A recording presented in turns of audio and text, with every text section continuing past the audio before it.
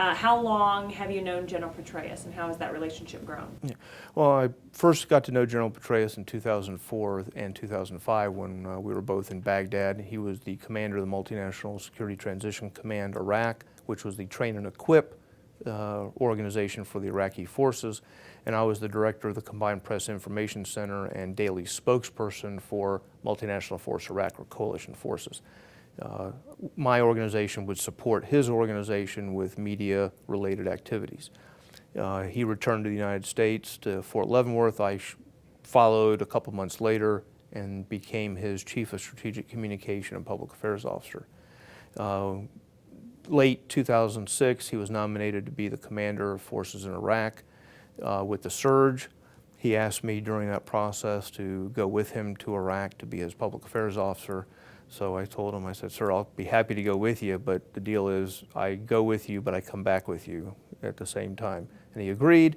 Then he went to Central Command, and I asked to come back to Fort Leavenworth to be with my family in the Leavenworth community. We stayed in touch the entire time. In fact, he retired me from Afghanistan, where he was the commander, in late 2010 by video teleconference. So we've kept in touch fairly regularly, and when I saw what was happening last Friday on the breaking news, I emailed him, asked him if it was true. Here's what's being reported. And he emailed back fairly quickly, about 5 minutes or so later, and said, "Steve, yes it is, I've screwed up." And a few more lines about how much he had hurt his family and how he's had to leave the job that he really loved and with a great organization. You talked a little bit earlier about how his wife is, you said mad would be an understatement, and his kids are disappointed. Talk a little bit about that. Yeah. Well, as you can only imagine, and I'm not sure any of us can imagine completely what the family is going through right now. When I asked him how Holly Petraeus, his wife, is doing, he said, "Well, furious would be an understatement." She is, as you can only imagine, less than pleased with what happened. And I asked how their children were doing, and he told me that they were disappointed. So right now that he's left the CIA as the director, he's resigned as of last Friday when the president accepted it. His whole focus right now is trying to repair and move forward with his family through the events that have taken place. He told me that he has deeply hurt them, and it's going to take time to repair that relationship. But knowing the family, it's a strong family. I think given the time and space, and some of that's going to be, is the public going to give them that space and time, they'll make it through. You had said to me that if there, I think you didn't use this phrase, but if there is a silver lining in all of this, you said it lets people know that he's human. And we talked a little bit about, can someone be too high on a pedestal, or is that an unhealthy thing? Do you feel like when someone is in a position of power like that, they become a target by women, perhaps? Is this? I don't know if he became a target. People may. I mean, I've heard anecdotally that, some people are drawn to other people in powerful positions, men or women for that matter. But the country, I believe, put him on an extremely high pedestal, probably one of the highest ones we've had in a while. People looked up to him as an icon, as a hero, as a role model. And I hope they still do in the end. I think right now there is a national disappointment in what happened, in this revelation of an affair from somebody who we thought was above that. I'm disappointed along with, I think, a lot of the public and the media for that matter. But given time, I mean, he's the one who made the decision, did the poor judgment and decision making,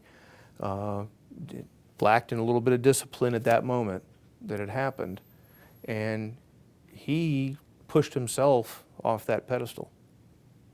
Do you feel like he believes she was a mistake?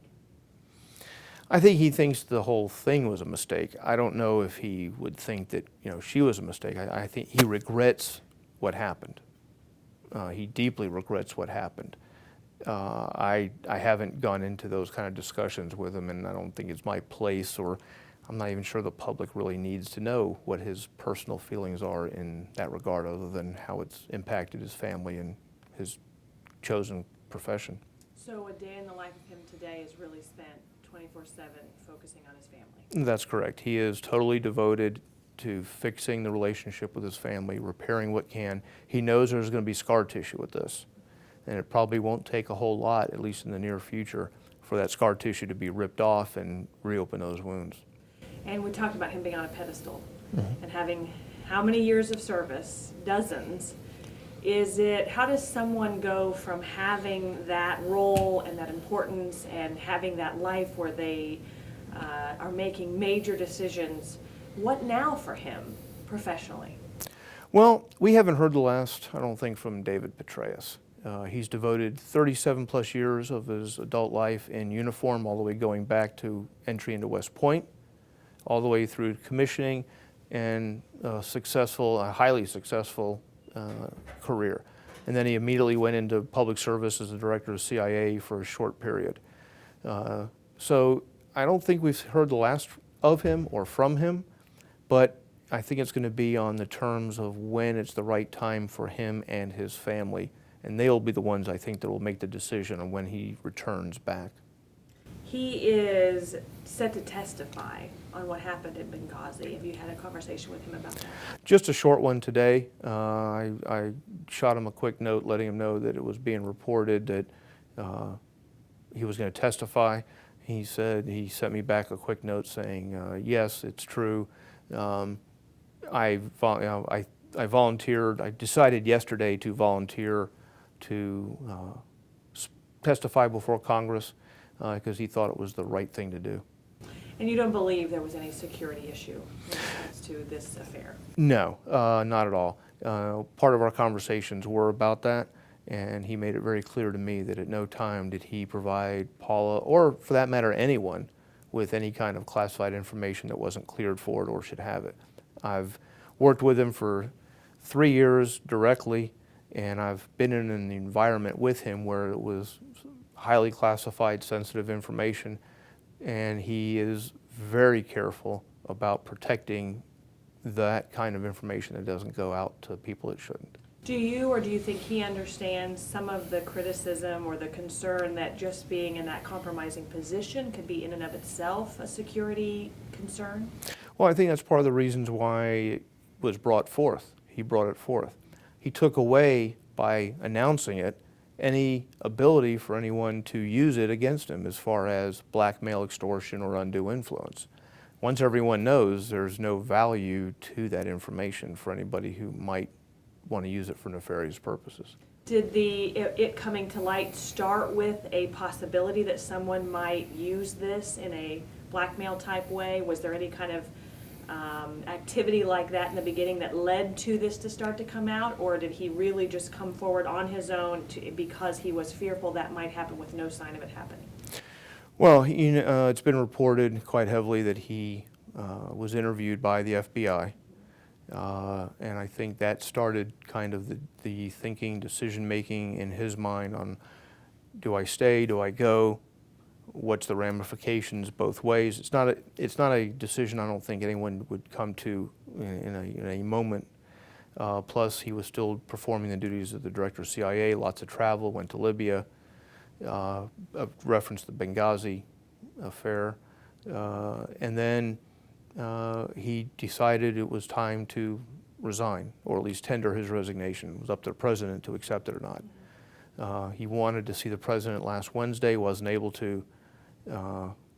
Had a discussion with the director of national intelligence, told him he needed to resign, or at least offer the resignation.